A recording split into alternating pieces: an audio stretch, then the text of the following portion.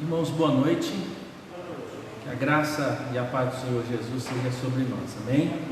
Bom podermos estar de novo, na casa do Senhor, com o intuito agora de estudarmos, a palavra do Senhor para o nosso crescimento, desenvolvimento, da nossa maturidade, especialmente esse mês, quando nós estamos falando sobre missões, onde a gente tem colocado diante de Deus as nossas orações como intercessores, mas também, para despertar o nosso coração, para que a gente também seja, nessa obra missionários. A gente tem falado dos missionários cristãos, mas a gente quer falar também dos cristãos missionários, a gente poder compreender essa realidade e a gente poder viver assim, para a honra e glória do nome do Senhor, aquele que é todo poderoso. Amém? Vamos ficar em pé, irmãos? Nós vamos ler o Salmo de número 92. Salmo de número 92. É um hino de gratidão a Deus, mas é um hino que fala desse Deus todo-poderoso, toda a sua força, todo o seu poder e toda a sua autoridade. Salmo de número 92. Nós vamos fazer uma leitura em uníssono, todos juntos. São 15 versos nesse salmo, o salmo ou hino de gratidão. Vamos juntos? Leiamos. Bom é render graças ao Senhor e cantar louvores ao teu nome, ó Altíssimo, anunciar de manhã a tua misericórdia e durante as noites a tua fidelidade, com instrumentos de 10 cordas, com saltério e com a solenidade da harpa, pois me alegraste, Senhor, com os teus feitos, exultarei nas obras das tuas mãos. Quão grandes, Senhor, são as tuas obras, os teus pensamentos que profundos. O inepto não compreende e o estulto não percebe isso. Ainda que os ímpios brotam como a erva e florescem todos os que praticam a iniquidade, nada obstante serão destruídos para sempre. Tu, porém, Senhor, és o Altíssimo eternamente. Eis que os teus inimigos, Senhor, eis que os teus inimigos perecerão. Serão dispersos todos os que praticam a iniquidade. Porém, tu exaltas o meu poder como do boi selvagem. Derrama sobre mim o óleo fresco. Os meus olhos veem com alegria os inimigos que me espreitam, e os meus ouvidos se satisfazem em ouvir dos malfeitores que contra mim se levantam. O justo florescerá como a palmeira, crescerá como o cedro no Líbano, plantados na casa do Senhor, florescerão nos átrios do nosso Deus, na velhice darão ainda frutos, serão cheios de seiva e de verdor, o Senhor é reto, Ele é a minha rocha, e nele não há injustiça. Os irmãos podem sentar-se. Irmãos, nós vamos cantar, ler aqui, né? Não tenho cantado ainda, mas é o hino de número 92, que é uma expressão da fé que nós temos em Deus, mas aqui é chamado de a fé contemplada. Como é que Deus vê essa realidade, né? E a obra missionária tem esse aspecto da fé, que é o anúncio, né? Que é da semeadura. E nós temos aqui essas realidades que diz aqui no hino de número 92. Diz assim: Deus promete grandes coisas conceder a qualquer que peça, crendo que há de obter. Esperando sem na fé enfraquecer, o Senhor a fé contemplará. Tua fé Jesus contemplará, sim, o que Jesus promete dar. Ele vê o coração e responde à petição. Tua fé Jesus contemplará. Quantas maravilhas Deus realizou por alguém que firme nele confiou e que da promessa em nada duvidou. O Senhor a fé contemplará. Sim, creiamos no que Deus nos prometeu, pois jamais desonrará o nome seu. Ele cumprirá promessas que nos deu. O Senhor a fé contemplará. Tua fé Jesus contemplará. Sim, o que Jesus promete dar. Ele vê o coração e responde à petição. Tua fé Jesus contemplará, né? Aquilo que Deus tem colocado no nosso coração deve ser objeto, né, das nossas orações e das nossas convicções. Então, primeiro, todos esses projetos ou pensamentos nossos nascem no coração de Deus, especialmente se são para a obra dele, para as coisas, né, que glorificam o nome dele. Vamos orar ao Senhor, agradecendo, né, por esse cuidado. Salmo 92, falando, né, da grandeza de Deus, ação de graça, e aqui Deus sendo misericordioso e contemplando cada uma das nossas necessidades, especialmente movidas pela fé. Deus bendito, muito obrigado, porque o Senhor é aquele que cuida de nós e sabe de cada uma das nossas necessidades. O Senhor é aquele que vê, o Senhor é aquele que contempla, o Senhor é aquele que caminha ao nosso lado. Louvado seja o nome do Senhor, pela tua força, pelo teu poder, pelo julgamento, pelo juízo, pela sabedoria do Senhor e pela retidão, ó Pai, que é própria de ti, pois tu és Deus Santo. Louvado seja o nome do Senhor. Ó Pai, tenha misericórdia das nossas vidas. Contempla, Deus, as nossas necessidades.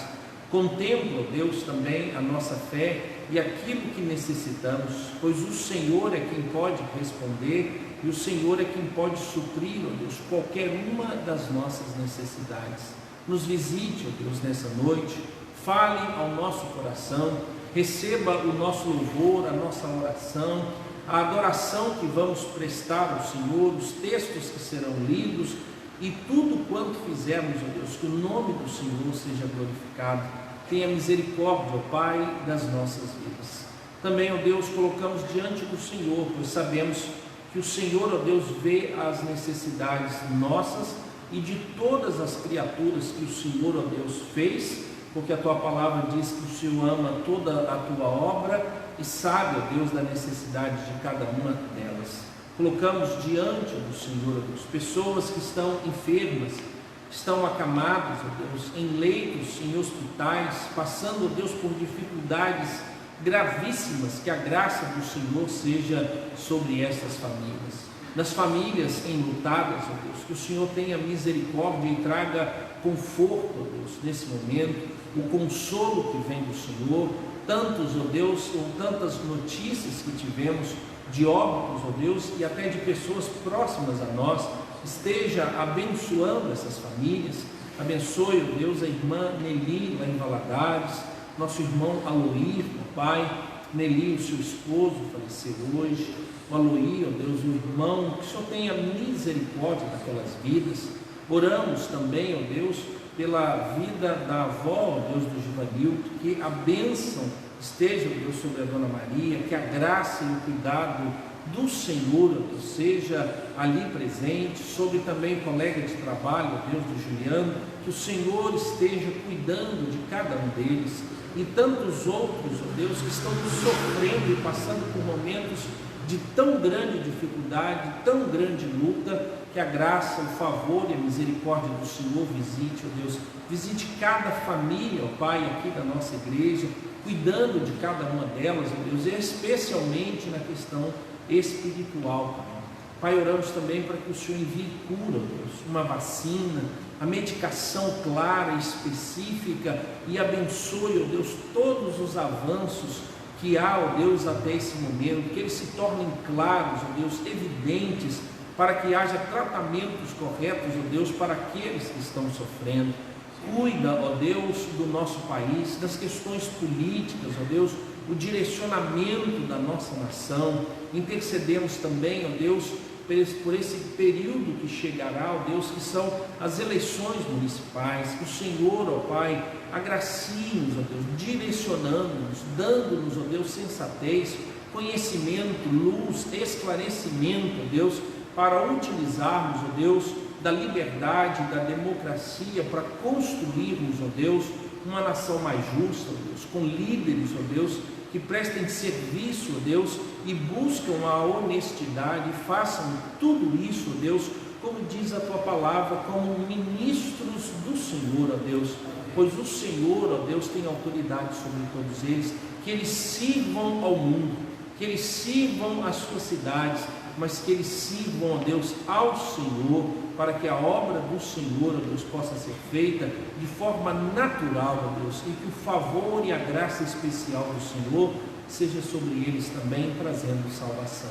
Tenha misericórdia, ó Deus, das nossas vidas, e que nós possamos viver segundo o Teu querer, segundo a Tua graça, em nome de Jesus, nós oramos. Amém. Amém. Irmãos, nós temos colocado essas situações aí, né, diante de Deus. Nosso irmão Osni, né, mandou um recadinho, já agradecendo a alguns irmãos que enviaram, né, ofertas lá para ajudar no resgate de crianças. Nós estamos arrecadando até o final do mês, no início do mês nós vamos enviar, e as crianças, né, também estão envolvidas, elas estão fazendo um cofrinho, né, eles estão preparando. No último domingo, os cofrinhos delas virão aqui para a igreja, a gente vai orar, agradecer a Deus, juntar todo aquele valor e encaminhar, né, lá para o nosso irmão Osni, né? Se você ainda não contribuiu, deseja contribuir, né, você tem aí os finais de semana para você se programar e fazer a sua contribuição. Lá é em torno de 25 a 30 dólares o resgate de uma criança, né? A gente fazendo os cálculos aqui, a gente colocar 3 vezes 5, 15, em torno de R$150.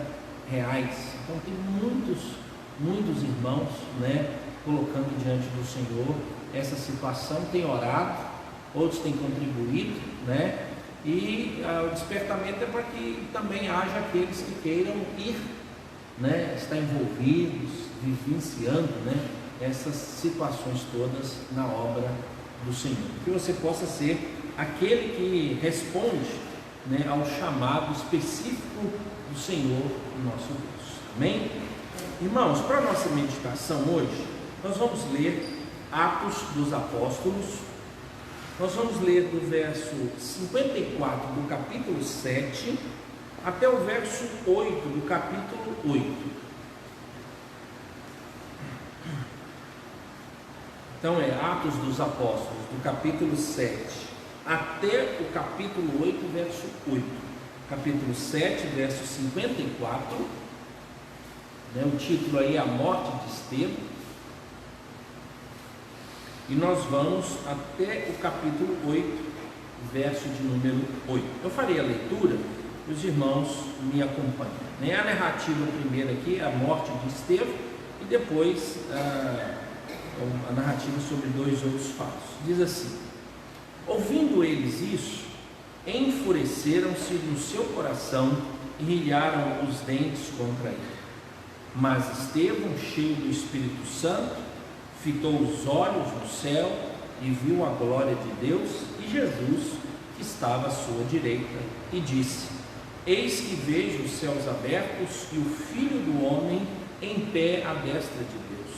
Eles, porém, clamando em alta voz, taparam os ouvidos e unânimes arremeteram contra ele, e lançando fora da cidade, o apedrejaram. As testemunhas deixaram suas vestes aos pés de um jovem chamado Saulo, e apedrejavam Estevão, e invocava e dizia: Senhor Jesus, recebe o meu espírito. Então, ajoelhando-se, clamou em alta voz: Senhor, não lhes imputes este pecado. Com estas palavras adormeceu. E Saulo consentia na sua morte. Naquele dia levantou-se grande perseguição contra a igreja em Jerusalém, e todos, exceto os apóstolos, foram dispersos pelas regiões da Judéia e Samaria. Alguns homens piedosos sepultaram Estevão e fizeram grande pranto sobre ele.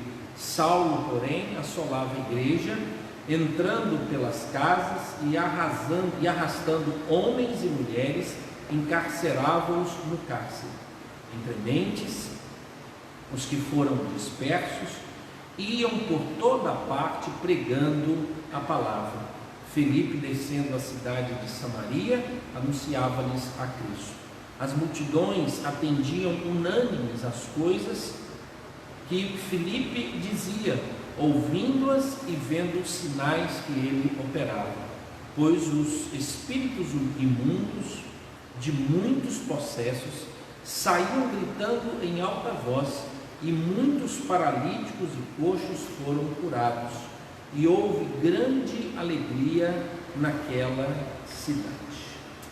Irmãos, a narrativa, que nós encontramos aqui é a narrativa da morte de Estevão, depois dele pregar aquele enorme sermão, e agora o desfecho daquilo que aconteceu quando o Evangelho foi pregado.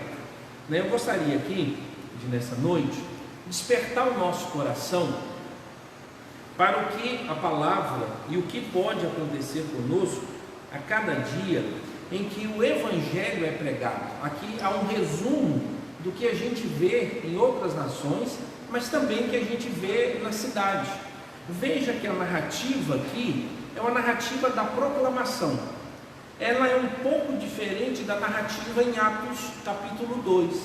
Em Atos capítulo 2, o apóstolo Pedro prega um sermão, pessoas se convertem, e lá diz que contava com a simpatia do povo. Aqui nós já estamos no capítulo 8, uma outra realidade. O Evangelho foi pregado e Estevão foi apedrejado e morto. E os irmãos que estavam lá cuidaram do corpo dele. A maior parte foi dispersa e os apóstolos permaneceram na cidade. E aí então conta o fato que envolve Filipe em Samaria. Então nós vemos aqui 2 diáconos, passando por momento da pregação do Evangelho e de grande perseguição. Então, para entender que às vezes a visão diaconal que nós temos, de que diácono não prega, que não tem nada a ver. Nós é que às vezes rotulamos isso. Nós encontramos 2 homens aqui pregando o Evangelho, e eles eram diáconos, homens cheios do Espírito Santo, conhecedores e tudo mais. E Estevão é o primeiro a morrer nessa declaração, e depois você tem a história de Filipe, que ainda tem uma experiência mais marcante ainda, que é a sua trasladação. Então ele sai de um lugar e aparece em outro lugar, e ele pregando o Evangelho, quando ele vai chegar num determinado momento, encontrando lá o egípcio, ele percebe que o cidadão está lendo um livro, e é Isaías, ele diz: você entende, você está lendo?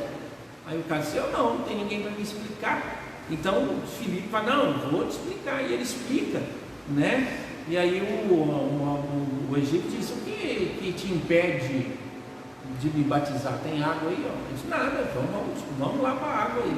Batizou o cidadão. Então Filipe, um diácono, um grande evangelista, e nós temos aqui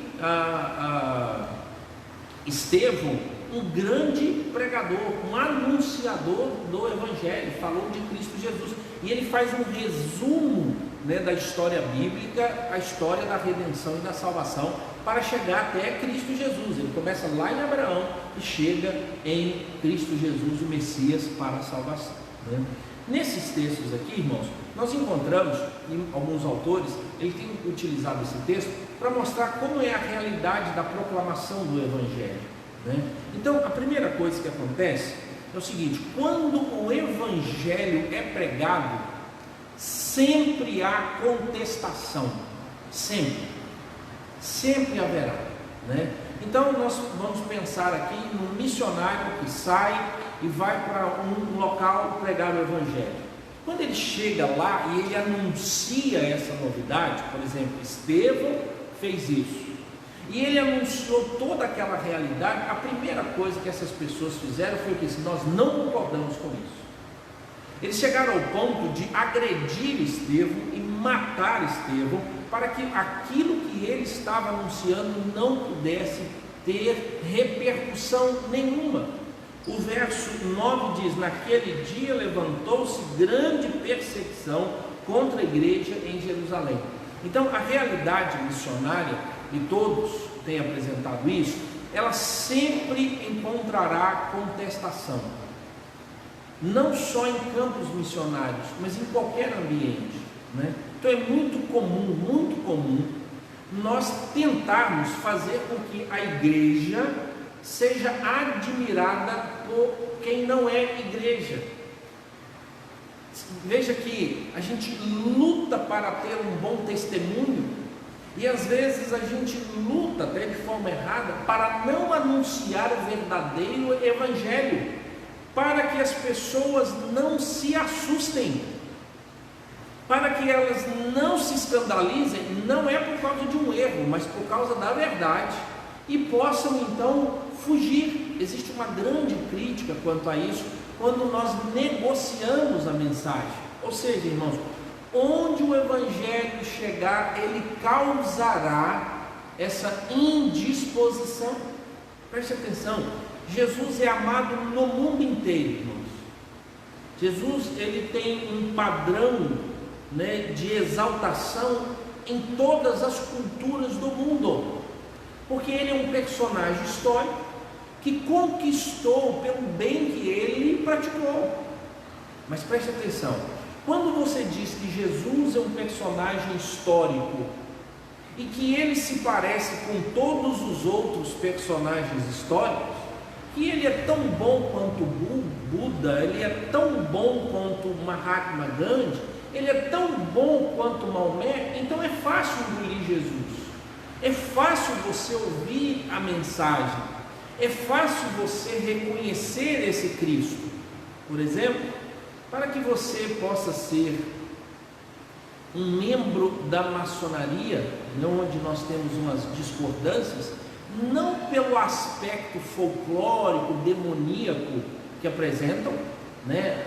Cada um quer inventar uma história ou contar uma narrativa, depende da fonte que você tem. Eu digo que deve-se tomar bastante cuidado, pois a verdade ela precisa estar conosco quando falamos, mas ela deve estar quando falamos do que nós cremos, mas ela deve também estar presente quando nós anunciamos ou sentenciamos, ou acusamos, ou fazemos uma defesa. Então é muito comum, por não ter conhecimento, fazer o quê? Que esse órgão seja um órgão de medo. Essa instituição dá medo. Você chegar lá, eles mexem com sangue, eles vão matar. Tome cuidado para você não ir além daquilo que você não sabe, pois se você fala de coisas que você não sabe, é uma mentira, e você precisa provar isso. Então, o meu problema, por exemplo, com a maçonaria, não está no fato dela ter rituais. E como são esses rituais? Isso é o de menos. Por quê, irmãos? A maçonaria coloca Jesus onde? Na mesma cadeira que senta Maomé, na mesma cadeira que senta Buda, na mesma cadeira que senta Platão, Pilato, Aristóteles, na mesma cadeira. E outra, para que você possa então ser maçom, você necessita declarar ter fé em um Deus. Isso quer dizer o quê? Jesus não é Deus lá. Jesus é um personagem filosófico, histórico para o bem. E aí então ele é mais um na galeria de pessoas em sumidade que há no mundo. Pois se você tem ele lá como uma figura importante, mas ele está em pé de igualdade a todos, já é o suficiente, pois o cristianismo diz que Jesus é Deus. Mas você ainda precisa acreditar em Deus, ou seja, Jesus não é Deus lá. Mais uma, além de você fazer isso, você tem necessidade de declarar que não é ateu. Ou seja, se você disser que é ateu, você não pode prestar. Sabe por quê, irmãos? Porque quando você coloca Deus numa linha que ele se parece com tudo, na verdade ele não é nada. Então, na verdade, as pessoas não têm grande simpatia por Jesus. Eles têm simpatia pela figura de Cristo. Mas preste atenção, as pessoas acham muito lindo Jesus, porque ele é mais um na história. Mas o dia que o evangelho de verdade, o evangelho verdadeiro chega e diz que Jesus não é mais um na história, que Jesus é o único na história, aí muda a conversa. As pessoas amam a pluralidade de Jesus. Jesus é tudo. Mas quando você diz que Jesus é único, as pessoas, não, peraí, é só você declarar. Não é crer em Deus que te fará um cristão, é crer em Cristo que te fará um cristão. Por quê, irmãos? É muito simples. Quando o evangelho é anunciado, ele confronta a cultura que está errada, o pensamento que está errado. Eu gostaria que você visse isso comigo. Romanos, capítulo 1. Paulo, quando ele sai para pregar, ele declara isso. Domingo nós lemos esse texto, mas eu vou ler novamente para que a gente possa entender que a natureza do evangelho procede de Deus e que o evangelho é o próprio Senhor Jesus. Não é uma mensagem sobre o Senhor Jesus. O evangelho é o próprio Senhor Jesus. É a própria manifestação de Deus. É nisso que eu acredito. Não é numa história que se conta sobre ele.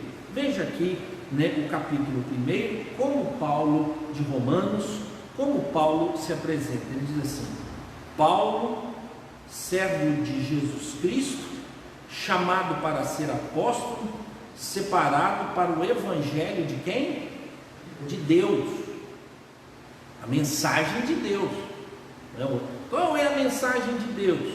Ele diz: o qual foi por Deus outrora prometido por intermédio dos seus profetas nas sagradas escrituras. Então nós temos duas fontes: os profetas e as sagradas escrituras. 3.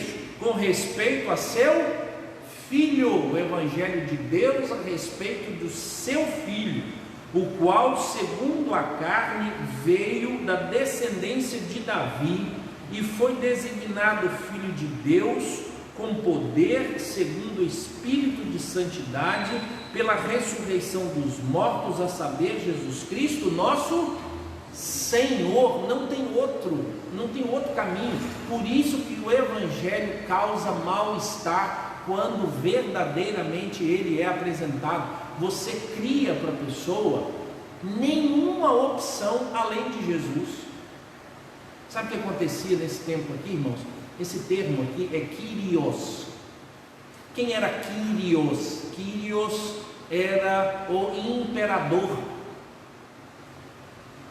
As pessoas deveriam prestar conta ao imperador. A divindade era o imperador, e o cristianismo utilizou esse termo. Então não foi o cristianismo que emprestou esse termo para o imperador. O cristianismo tomou esse termo do imperador. E aí então eles chegavam na casa das pessoas e perguntavam assim: quem é o seu Senhor? E aí um cristão, eu falo assim, é Jesus. Aí ele disse, olha, se você disser que é César, você e sua família vivem. Mas se você disser que Jesus é o seu Senhor, vocês morrem aqui. Por quê? Porque não pode haver um cidadão romano que negue a divindade e a autoridade de César, porque isso é uma rebelião contra o Estado. Aí, irmãos, muitos cristãos disseram, não, meu Senhor é César. Negaram mesmo, por medo de morrer, por demanda com as famílias. Talvez na nossa concepção é um absurdo, né? É tipo quando a gente não fala uma verdade para que a gente não seja comprometido em uma situação que envolve a família, com medo. E aconteceu muitos cristãos de fazer isso. E também você tinha aquele que não era cristão. Ele disse, eu vou me arriscar? Eu sou Quírios. Quírios é César. Aqui ele está dizendo que existe uma autoridade maior. Por isso que Paulo vai dizer, ninguém pode dizer Senhor, se da parte de Deus não o receber. Ninguém pode chamar Jesus se não for da parte de Deus. Então quando você vai pregar, você vai criar isso. E o que Estevão fez, irmãos, foi mostrar que Jesus Cristo é Senhor. E ele morreu apedrejado. Por quê? Porque estava contra a cultura. O Evangelho tem esse aspecto de ir contra a cultura, o pensamento. E aí então alguns vão fazer o quê? Eu não quero esse Evangelho.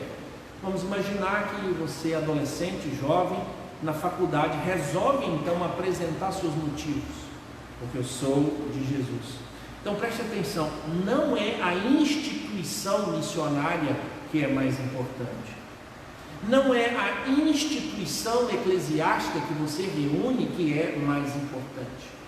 Uma vez, ouvindo a história, né, presenciando, né, assim, no corredor, uma moça tinha gastado assim horrores falando mal de um parente e de um amigo, um negócio e tal, e eu na fila, né, daí a pouco ela soltou uma outra informação para a moça que estava no caixa ao lado, e dizendo assim, eu só não fiz um barraco e uma briga porque eu sou sócia da SAF.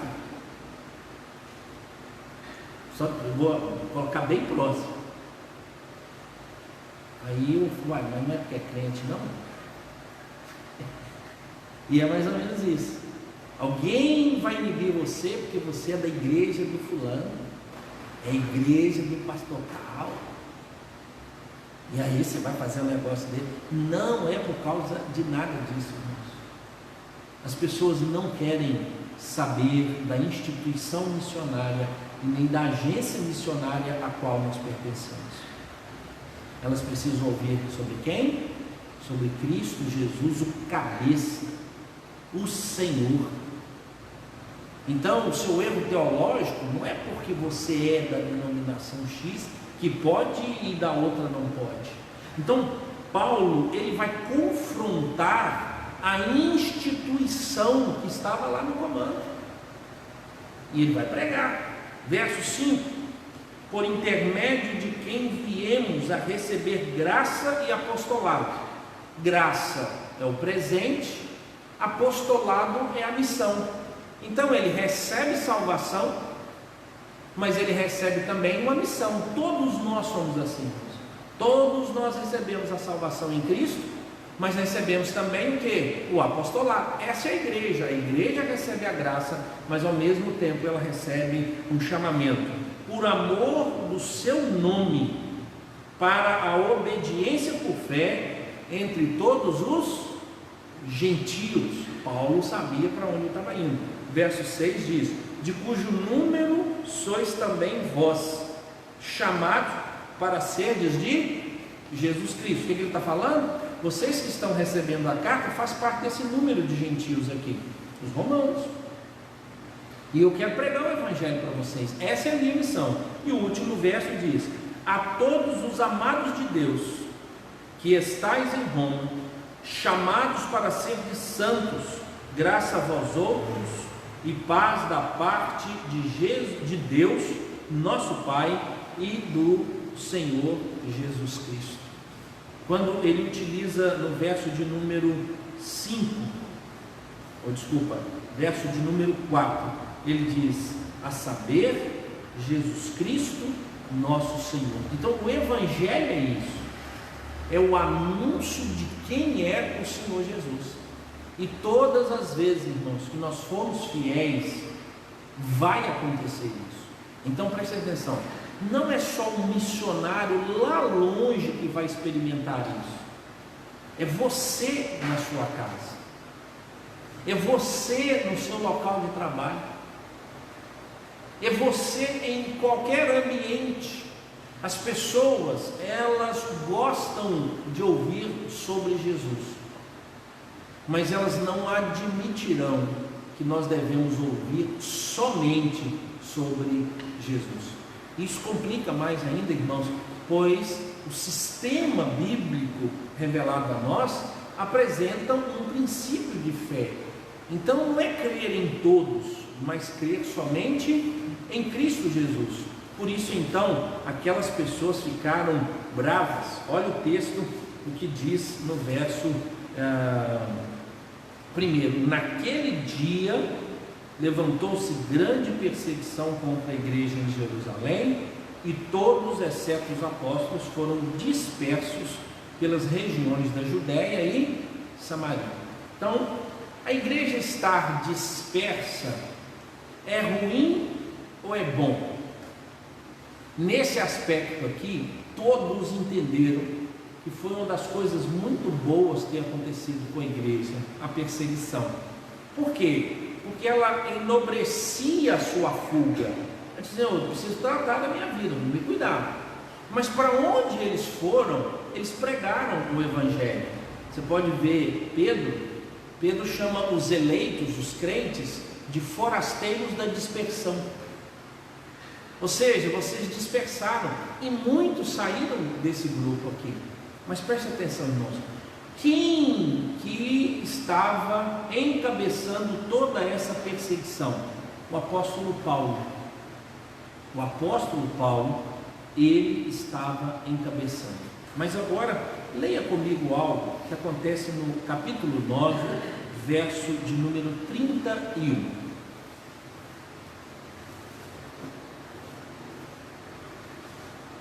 Atos 9, verso 31, diz assim: a igreja, na verdade, tinha paz por toda a Judéia, Galiléia e Samaria, edificando-se e caminhando no temor do Senhor, e no conforto do Espírito Santo crescia em número. Lembra que os apóstolos ficaram em Jerusalém, e os outros dois grupos foram para onde? Judéia, Galiléia e Samaria. Dispersaram. Mas o texto diz que ela continuava crescendo, sendo movida pelo poder do Espírito Santo. Quem é, irmãos, que se converte no capítulo 9? O capítulo 9 tem uma conversão. No capítulo 8 tem uma perseguição, no 7 tem um assassinato, do 7 para o 8 tem uma grande perseguição, no 9 tem uma conversão, é Saulo. Por isso então, irmãos, o verso de número 31 fala de que a igreja, na verdade, tinha paz por toda a Judéia, Galiléia e Samaria. Ou seja, não tinha mais um perseguidor da igreja, não tinha mais um levante como aconteceu contra Estevão, que a turma pegou a roupa do Estevão e jogou aos pés desse homem, Saulo. Paz aqui, irmãos, não é questão de relacionamento.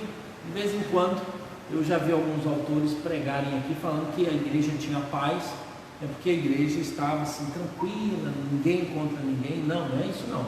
A igreja tinha paz é porque o maior perseguidor dela agora virou o quê? Aliado. Então agora está tranquilo. muito mais tranquilo. Mas ainda assim, irmãos, o Império Romano continuou perseguindo. E aí nós vamos ver a narrativa de como Pedro e Paulo sofreram as perseguições. Então, toda vez que o Evangelho, irmãos, é pregado, isso vai acontecer. Você não vai conseguir agradar as pessoas pregando o Evangelho. Vai haver contestação. Você vai encontrar dificuldade. Mas o texto, do verso 2 em diante, diz assim, capítulo 8, verso 2: alguns homens piedosos sepultaram Estevão e fizeram grande pranto sobre ele. Saulo, porém, assolava a igreja, entrando pelas casas e arrastando homens e mulheres, encerrava-os no cárcere. Ou seja, terminou de pregar, Estevão está morto, mas você tem um grupo piedoso lá, um grupo corajoso, que pegou o corpo de Estevão, levou até o sepulcro, sepultou, deu as honras necessárias a ele. Mas quem é que deu primeira honra a Estevão?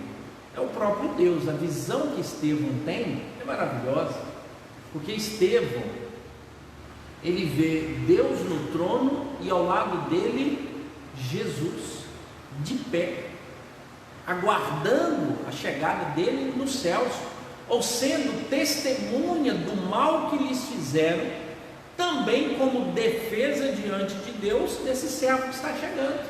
Eles olham, ele está chegando, então nós permanecemos. Cristo Jesus disse: eu sou intercessor dele. É uma palavra de conforto, de consolo. Mas agora, qual é a última palavra de Estevão?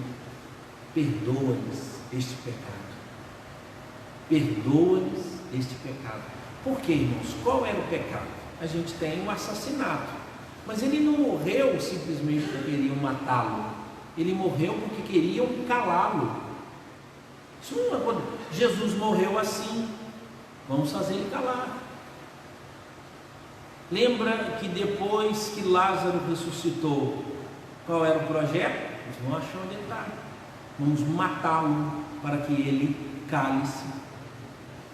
Os religiosos foram e negociaram para que o corpo de Cristo Jesus fosse declarado como roubado junto com as autoridades romanas, e disseram: olha, fala para todo mundo que o corpo dele foi roubado pelos discípulos, e deram dinheiro. Judas o traiu com 30 e agora você tinha os soldados que iam receber dinheiro para calar a história. Lembra? Então é nisso. Esse pecado é muito mais do que o assassinato, muito, muito mais grave. Irmãos, de um modo geral, o mundo inteiro deseja que nós nos calemos, e a perseguição é um modo.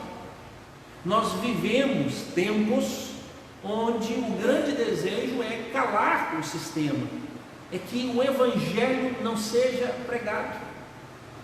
Sutilmente, até as pessoas da igreja chegaram a essa conclusão. O que eu já ouvi de pessoas, de que eu não devo pregar o Evangelho porque é incômodo, eu não devo pregar o Evangelho porque a pessoa que precisa tomar a decisão. Lembre-se que nos aniversários antigos faziam-se cultos de gratidão a Deus. Eu tenho sido convidado para festas de 15, 16 anos, para casamentos. Sabe qual é o pedido que as pessoas fazem? Fala pouquinho, mas preste atenção. Eu já fui pedido para não falar nada e só fazer a cerimônia. Tente imaginar. E aí então você faz uma festa na sua casa, e você recebe todos os convidados, e você celebra a vida, e eles todos vão embora, e você descobriu que não teve um segundo para dizer que Deus é aquele que é o centro da vida. Então, o mundo inteiro, irmãos, e a nossa mente vai caminhar assim, porque parece constrangedor abrir uma Bíblia, parece estranho. Eu fui visitar uma pessoa, uma outra enferma, e quando nós entramos no quarto, tinha 8 pessoas, 6 internados e 2 acompanhantes. E aí a pessoa perguntou assim: agora, pastor, o que a gente vai fazer? Só nós vamos orar. Aí ele falou assim: ah, tá. Ele falou: então vamos chegar bem no cantinho aqui para a gente orar. Eu falei: não, rapaz, vamos chamar todo mundo aí. Ele disse: mas vai incomodar. Aí só, se vocês falarem que incomoda, a gente para. Boa tarde, você é o fulano, vi as plaquinhas. Ô fulano, sou fulano, sou fulano, sou fulano. Dona fulano que estava acompanhando. A gente vai orar aqui pelo fulano. Pode orar por vocês também, ler a Bíblia? Pode. Mas irmãos, eu vejo que a maioria pede para a gente sair de fininho e não falar nada. Só fazer uma visita. Só. Bem sutil. Por quê, irmãos? Porque quando eu anuncio, e preste atenção, cada dia mais, irmãos, as pessoas estão perdendo o apreço a atos religiosos públicos, e elas querem que isso tudo só aconteça aqui no templo, na sua casa. Passa a fazer isso, vai viajar a hora, vai almoçar a hora, nasceu filho hora, teve óbito hora, agradece. Deixe as pessoas saberem quem você é, como você age. Ouvir uma história como sendo verdadeira. Então eu estou confiando plenamente em quem me contou essa história. Um cidadão chegou num restaurante, ele, a esposa e 2 filhos. Eles foram servidos. Quando o garçom terminou de servir, a família parou e orou. Fecharam os olhos e fizeram a oração. Quando eles terminaram de orar, eles viram que o dono do restaurante estava olhando para eles. Na cabeça deles foi assim, tipo, né, será que ele está incomodado?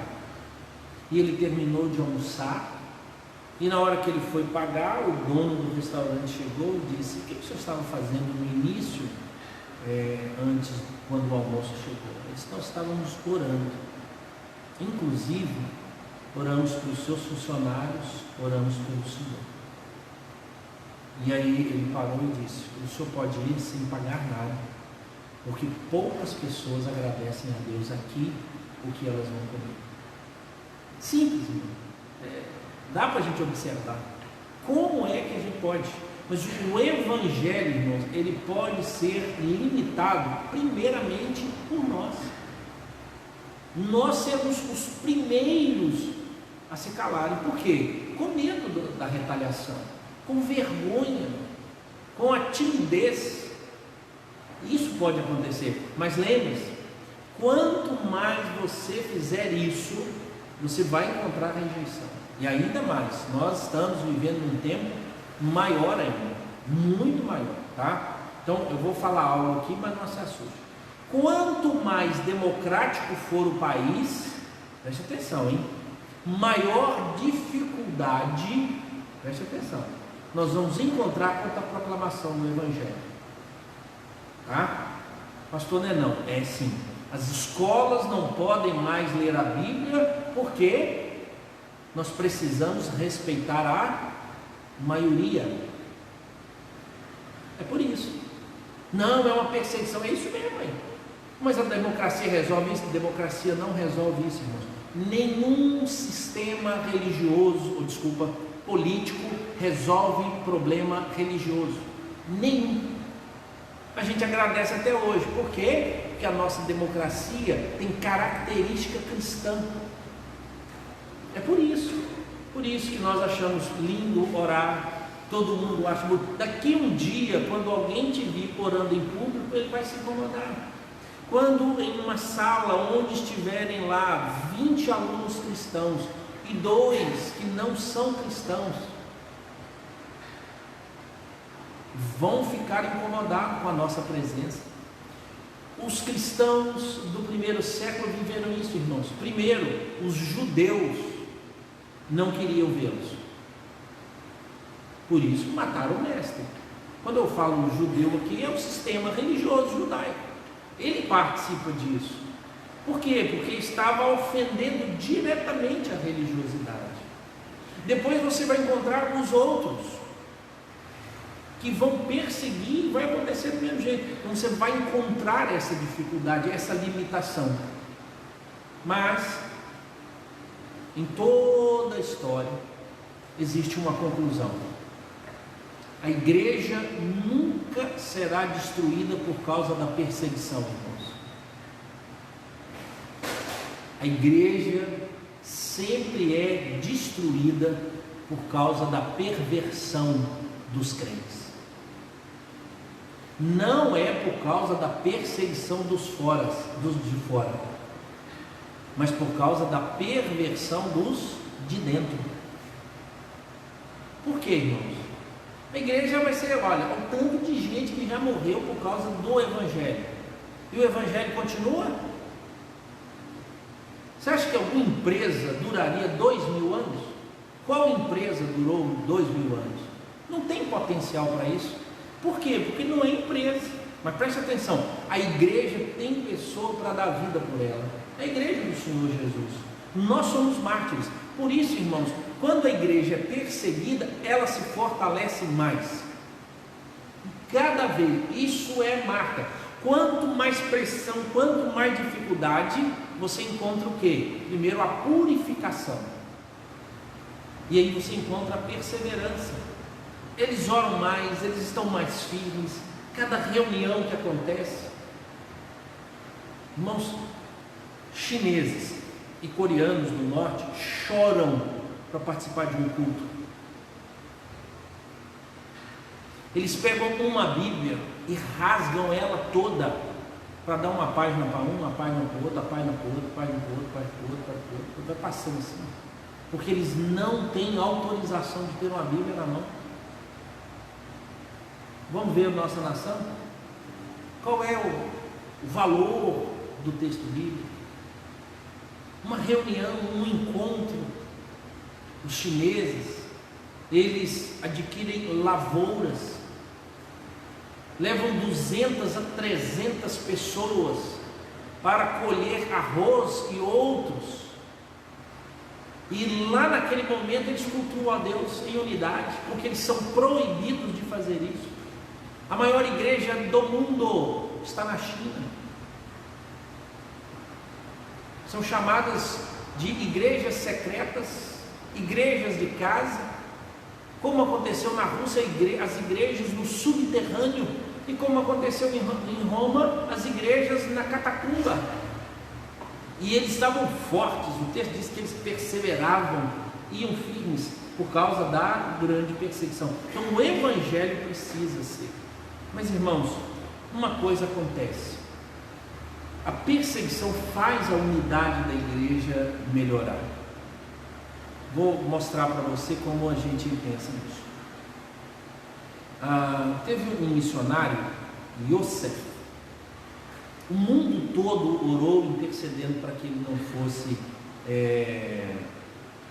martirizado no Oriente Médio.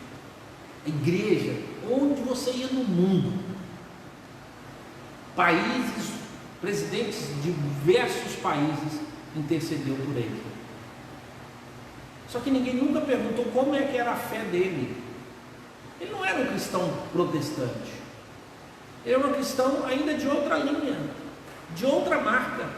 E ele falou assim: mas ele pensa diferente? Sim. Por exemplo, era um cristão que tinha um problema com a Trindade. Mas preste atenção, durante 5 anos ninguém questionou isso, mas a igreja brasileira orou duro. Alguém lembra desse missionário? É um pastor Yosef. Oramos, ninguém perguntou sobre essas coisas, mas todo mundo sabia que era um cristão que estava sofrendo por causa da sua fé. E a gente então orava. Isso transforma, e a gente se une. E os cristãos aqui se uniram. E o último aqui, irmãos, quando a proclamação chegou em outros lugares, os crentes foram dispersos. Filipe sai a pregar o evangelho. Verso 4 diz assim, entre mentes aqui, irmão, enquanto isso acontecia, outra coisa acontecia, tá? Então, concomitantemente, vai ser assim.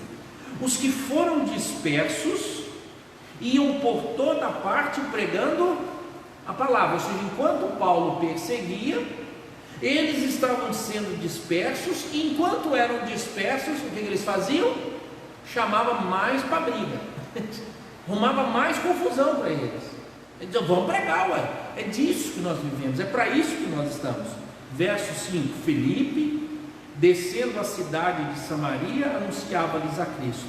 As multidões atendiam unânimes às coisas que Filipe dizia, ouvindo-as e vendo os sinais que ele operava. Os sinais aqui, irmãos, cura, maravilhas, sinais que aconteciam, cegos, coxos. Então você tem essa narrativa toda de grandes milagres. Verso 7, pois aqui os espíritos imundos de muitos possessos saíam gritando em alta voz, e muitos paralíticos e coxos foram curados. Demônios, irmãos. Quando o evangelho chega, seja ele lá no campo missionário, ou seja ele aqui onde nós estamos, transformações acontecem. O evangelho de Jesus é isso. Lutero disse que nós temos que pregar o evangelho aos ouvidos, para que Deus toque nos corações. Filipe saiu pregando o evangelho, e o Espírito de Deus foi agindo no coração de cada uma dessas pessoas. O texto encerra assim: e houve grande alegria naquela cidade. Tente imaginar, irmãos, quantas pessoas transformadas. Eu vou usar aqui um modelo que é mais conhecido meu, Valadares. A primeira igreja que teve lá em Valadares foi a igreja presbiteriana. O primeiro sistema religioso, nem a igreja romana tinha chegado lá ainda. O evangelho já era pregado por uma família Cabral, vindo de Alegre, que tinha comprado uma terra. E ele pregava, o Eusébio Cabral pregava para os seus funcionários, a turma que trabalhava na fazenda. E aí então já tinha uma igreja. Ele comprou Bíblias do Rio de Janeiro, Batatias Gomes vem para ver a turma. Quando a igreja do Rio de Janeiro vem, e o pessoal aqui do leste de Minas chega lá para ver, já tinham mais de 26 pessoas convertidas ao evangelho, já havia pregado. E a influência e a transformação é grandiosíssima. E às vezes a gente não consegue ver, irmãos, o resultado da proclamação do evangelho. Falei de William Carey, que resolveu mudar um sistema, a cultura. Então o evangelho, ele faz isso. O evangelho, ele transforma a cultura de uma nação. Ele transforma a cultura de uma cidade. Ele transforma a cultura de uma casa. A cultura. Ouvi certa vez uma senhora que era agredida pelo esposo alcoólatra. E ela disse a vida toda. Até que um dia ela se converte. E ela então parou de confrontá-lo, pois a dificuldade ia aí. E ela então passou a tratá-lo como alguém que queria convencê-lo do erro, de forma animada, para cima, mas um homem muito violento. As histórias antigas, elas sempre narram isso. Até que um dia ela foi à igreja e ela atrasou para fazer a janta. Caminho voltando para casa, sem luz, essas coisas todas, chovendo. E quando ela entrou em casa, ela encontrou a mala pronta. jogada no chão, com toda a roupa, e o marido disse para ela: você vai embora hoje dessa casa. Ela olhou, tentou interferir, pediu uma vez, e disse: não, suma dessa casa, você e a sua fé. Ela falou que o coração dela ficou muito triste, e ela começou a juntar os panos, a mala, começou a sair de casa. Daí a pouco ela parou, ela voltou e disse para ele: eu nunca te fiz mal, eu sempre fui seu companheiro, sua companheira. Hoje, em Cristo Jesus, eu sou uma pessoa feliz, independente da situação. Mas eu queria dizer um negócio para você. Em nome de Jesus, quem sai dessa casa hoje é você, e não eu, pois a minha vida está correta. Eu tenho dado o testemunho necessário. A narrativa, irmãos, é que esse homem caiu de joelhos, chorando e reconhecendo que o erro estava totalmente nele. E essa senhora, quando a gente estava conversando, ela disse: eu só tive coragem de fazer isso porque eu tinha Jesus no coração. Se o meu marido me pegasse e me matasse, eu estava com Cristo. Mas graças a Deus, a palavra que eu testemunhei e preguei fez efeito justamente nesse momento. Irmãos, a palavra de Deus transforma.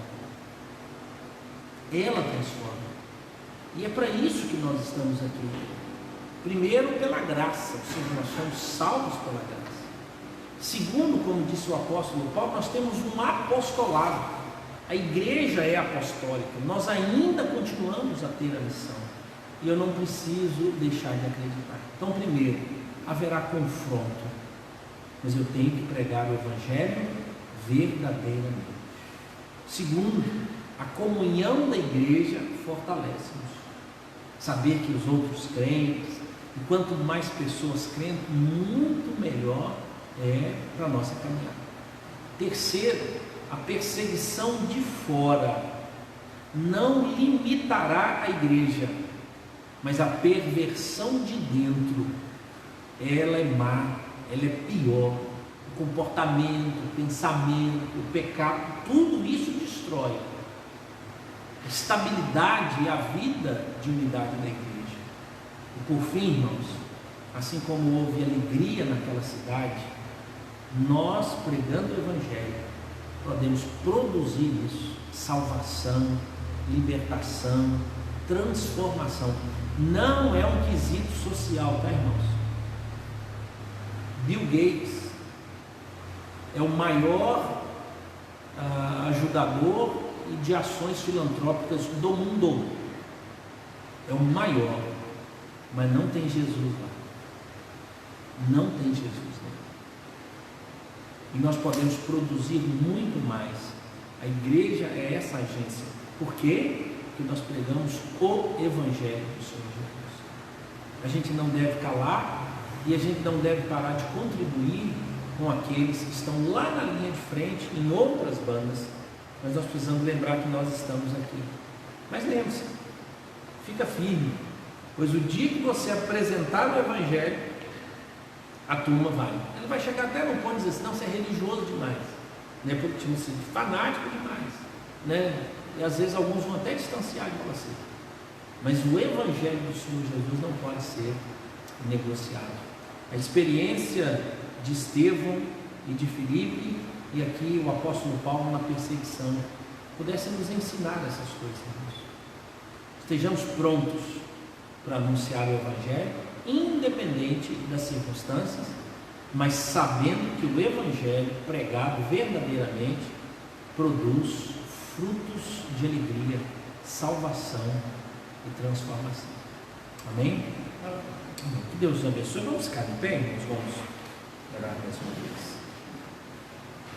Senhor, muito obrigado pela palavra que chegou até nós. Ajuda-nos, ó Deus, na proclamação dessa verdade. Que isso encha o nosso coração, Deus.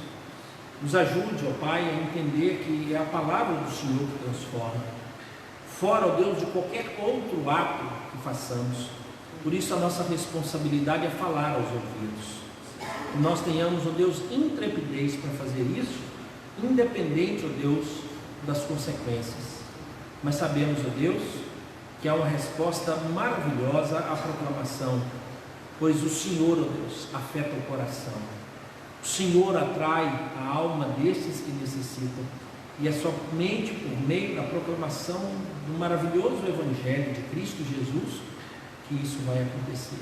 Tenha misericórdia de nós, Deus, e nos fortaleça e mostra-nos, ó Deus, como devemos proclamar este Evangelho transformador. Em nome de Cristo Jesus nós oramos. Amém. Amém. Que Deus abençoe os irmãos e os irmãos em casa também. Uma boa noite.